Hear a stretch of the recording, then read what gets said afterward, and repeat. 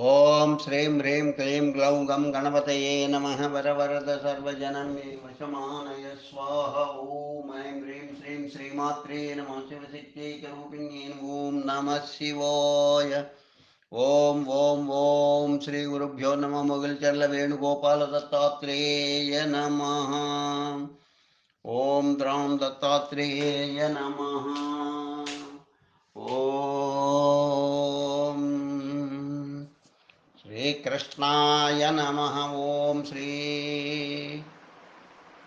कृष्णाय नमः।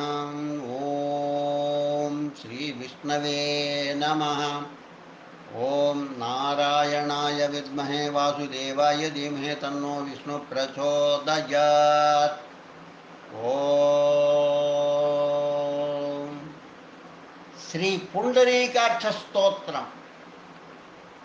वराह उवाच नमस्ते पुंडरीकाक्ष नमस्ते मधुसूदन नमस्ते सर्वलोकेश नमस्ते त्रिग्मचक्रिणे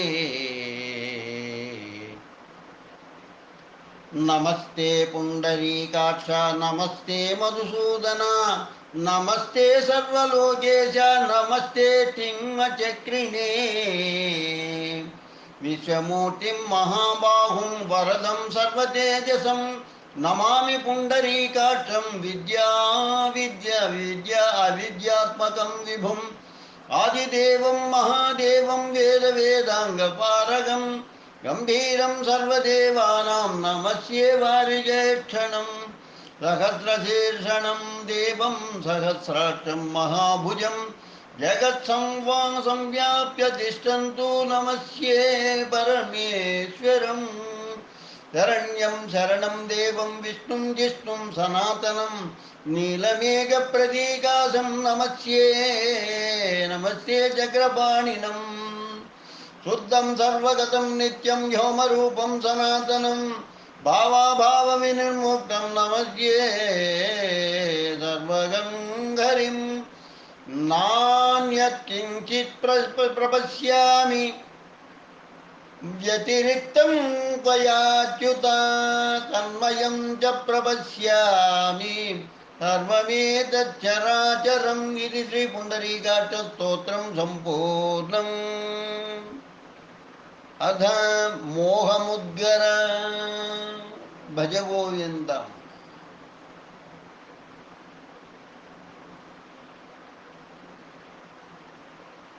अथ मोहमुद्गर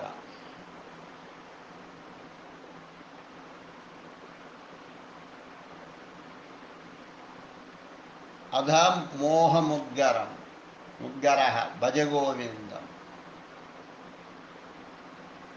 भज गोविन्द भज गोविन्द गोविन्द भज मूढमते भज गोविन्द भज गोविन्द भज गोविन्द गोविन्द भज गोविन्द भज गोविन्द गोविन्द भज मूढमते सम्प्राप्ते सन्निहिते काले नहि रक्षति डुक्रुं करणे भज गोविन्द भज गोविन्द गोविन्द भज मूढमते मूढजहीः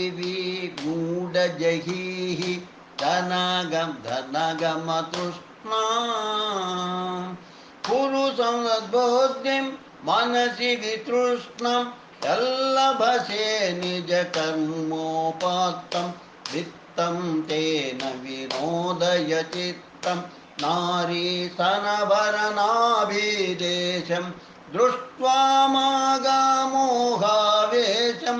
एतन्मां सवसादिविकारं मनसि विचिन्तय वारं वारं कलिनीदलगतजलमतितरलं तद्वज्जीवितमतिशयचपलं विद्युव्याध्यभिमानग्रस्तं लोकं शोकहतं च समस्तम् यावद्वित्तोपार्जनसक्तस्तावन्निजपरिवारो रक्तः पश्चाज्जीवति जज्जरदेहि वार्तां कोऽपि न पृच्छति गेहे यावत् पवनो निवसति देहे तावत् पृच्छति कुशलं गेहे गतवति वायौ देहापाये भार्या बिभ्यति तस्मिन् काये बालास्तावत् क्रीडासक्तः तरुणस्तावत् तरुणीसक्तः वृद्धस्तावत् चिन्तासक्तः परिब्रह्मणे कोऽपि न सक्तः काते कान्ता कस्ते पुत्रः संसारोऽयमतीव विचित्रः कस्य त्वं कः कुतयायात सत्त्वं चिन्तयतदिह भ्रान्तः सत्सङ्गत्वे निस्सङ्गत्वं निस्सङ्गत्वे निर्मोहत्वं निर्मोहत्वे निश्चलतत्वं निश्चलतत्वे जीवन्मुक्तिः वयसि गते कः कामविकारः शुष्के नीरे कः कासारः क्षीणे वित्ते कः परिवारो ज्ञाते तत्त्वे कः संसारः मा कुरु धनजन यौवनगर्वं हरति निमेषात् कालः सर्वं मायामयमिदमखिलं हित्वा ब्रह्मपदं त्वं प्रविश विदित्वा दिनयामेऽन्यौ सायं प्रातः शिशिरवसन्तौ पुनरायातः कालं क्रीडति गच्छतया गच्छत्यायु सदपि न मुञ्चत्याशावायुः काते कान्ता धनगतचिन्ता वातुलकिं तव नास्ति नियन्ता त्रिजगति सज्जनसङ्गतिरेका भवति भवन्नवतरणे नौका जटिलो मूर्तिलोचितकेशकाशायम्बर बहुकृतवेषः पश्यन्नपि च न पश्यति मूढो ह्युदरनिवेष्टं बहुकृतवेषः अंगं गलितं फलितं मोण्डं दशनविहीनं जातं तुण्डं रुद्धो याति गृहत्वदण्डं तदपि न मुञ्चत्याशापिण्डम् अग्रे वग्निपृष्ठे भानो रात्रौ जुवगासमर्पितजानुः करतलविष्टस्तरुतलवास सदपि न मुञ्चत्याशापाशः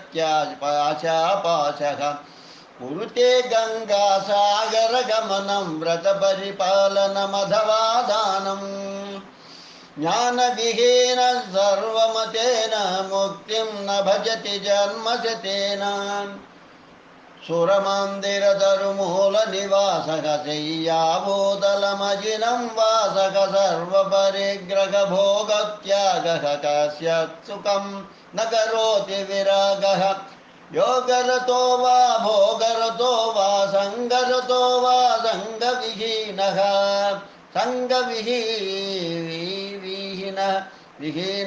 यस्य ब्रह्मणि रमते चित्तं नन्दति नन्दति नन्दत्येव भगवद्गीता किञ्चिदधीता गङ्गाजललवगणिका पीता अकृदपि येन मुरारिसमच्चाग्रियते तज्जयमेन न चच्च पुनरपि जननं पुनरपि मरणं पुनरपि जननी जठरे शयनम् इह संसारे बहुदुस्तारे कृपया पारे पाहि मुरारे रथ्यगर्भटविरचितकन्दः पुण्या पुण्यविवर्जितपन्दः योगी योगनियोजितचित्तो रमते बालोन्मत्तवदेव कत्वं कोऽहं कुत आयातः कामे जननी को मे तातः इति परिभावय सर्वमसारं विश्वं त्यक्त्वा स्वप्नविचारं त्वयि मयि चान्यत्र एको विष्णोर्व्यर्थं कुप्यसिद्मय्यसहिष्णुः सर्वस्मिन्नपि पश्यात्मानं सर्वत्रोत्सृजभेदज्ञानं शत्रौ मित्रौ पुत्रे बन्धौ मा कुरु यत्नं विग्रहसन्धौ भव समचित्तः सर्वत्र त्वं वाञ्छस्य चिराद्यदि विष्णुत्वं कामं क्रोधं लोभं मोहं त्यक्तात्मानं भावय कोऽहम् आत्मज्ञानविहीना मूढा ते पच्यन्ते नरकनिगूढा ध्येयं गीता नाम सहस्रं ध्येयं श्रीपतिरूपसहस्रं ज्ञेयं सज्जनसङ्गे चित्तं देयं दीनजनाय च वित्तं सुखतः क्रियते रामा भोगः पश्चाद्दन्तशरीरे रोगः यद्यपि लोके मरणं शरणं तदपि न मोचति पापाचरणम् अर्धमनर्धं भावय नित्यं नास्ति ततः सुखलेशं सत्यं पुत्रादपि धनभाजां भीतिः सर्वत्रैषा विहिता रीतिः प्राणायामं प्रत्याहारं नित्यानित्यविवेकविचारं प्राप्य समेत समाधिविधानं पूर्ववधानं महदवधानम् गुरुचरणाम्बुज निर्भर भक्तः संसारादचिदाचिराद्भवमुक्तः सेन्द्रियमानस नियमादेव गच्छति निज हृदयस्थं देवम् भज गोविन्दं गोविन्दं भज मूढमते संप्राप्ते सन्निहितकाले नहि रक्षति डुकृङ्गरणे भज गोविन्दं भज मूढमते संप्राप्ते सन्निहितकाले नहि रक्षति डुकृङ्गरणे भज गोविन्दं गोविन्दं भज मूढमते संप्राप्ते सन्निहितकाले नहि रक्षति डुकृङ्गरणे इति मोहमुद्गरः सम्पूर्णः।